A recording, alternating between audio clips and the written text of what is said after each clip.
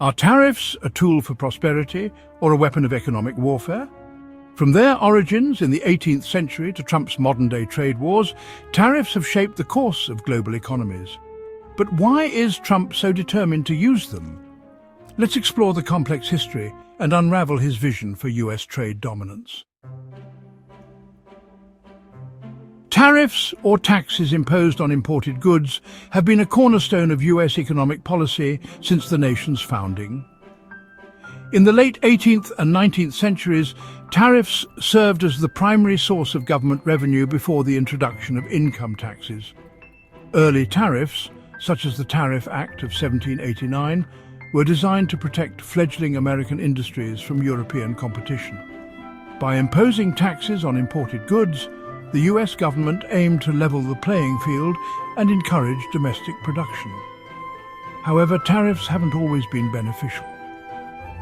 The Smoot-Hawley Tariff of 1930, enacted during the Great Depression, raised duties on over 20,000 goods. While intended to protect American farmers and manufacturers, it triggered retaliatory tariffs from other nations, leading to a collapse in global trade and worsening the economic downturn.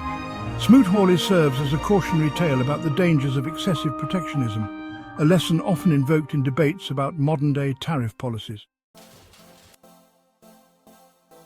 Fast forward to the Trump administration, where tariffs took center stage in his America First agenda.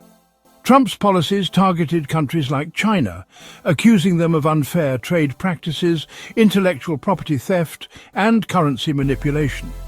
In 2018, Trump imposed sweeping tariffs on $250 billion worth of Chinese imports, ranging from electronics to steel. China retaliated with tariffs on US goods, escalating tensions in what became known as the US-China trade war.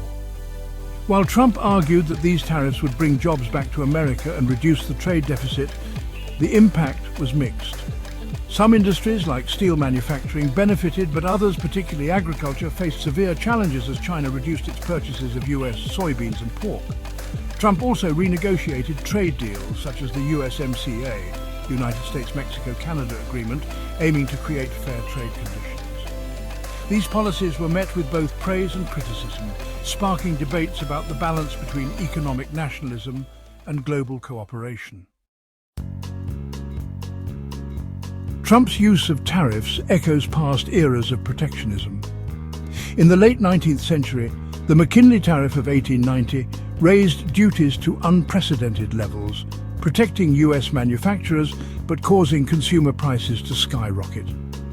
Similarly, the Reciprocal Trade Agreements Act of 1934 sought to reduce tariffs and rebuild global trade partnerships after the damage of Smoot-Hawley. The key takeaway: protectionism can work in the short term, but excessive reliance on tariffs often leads to retaliation, trade wars, and higher costs for consumers. Trump's vision for tariffs as a tool to achieve fair trade walks a fine line between economic growth and potential isolationism. So, what could happen if Trump were to expand his tariff agenda further? On one hand, American industries might benefit from reduced competition, spurring domestic job growth. On the other hand, higher tariffs could lead to increased costs for imported goods, squeezing consumers and businesses reliant on global supply chains. The global economy could also face ripple effects as countries impose retaliatory measures, disrupt supply chains, and explore alternative trade alliances. Lessons from history remind us that balance is key. Too much protectionism risks isolating the US, while too little risks undermining domestic industries. Tariffs have always been a double-edged sword, capable of protecting industries and jobs, but also risking global trade tensions and economic downturns. President Trump's use of tariffs reflects a broader debate about America's role in the global economy. Can the US achieve fair trade without alienating key trading partners? And what lessons can history teach us about the future of global trade? Thank you for joining us on this journey through the history of tariffs and Trump's vision for global trade. What do you think about the use of tariffs in modern economic policy? Let us know in the comments below. Don't forget to like, share and subscribe to TIME Travels Chronicles-X for more deep dives into history and its modern implications.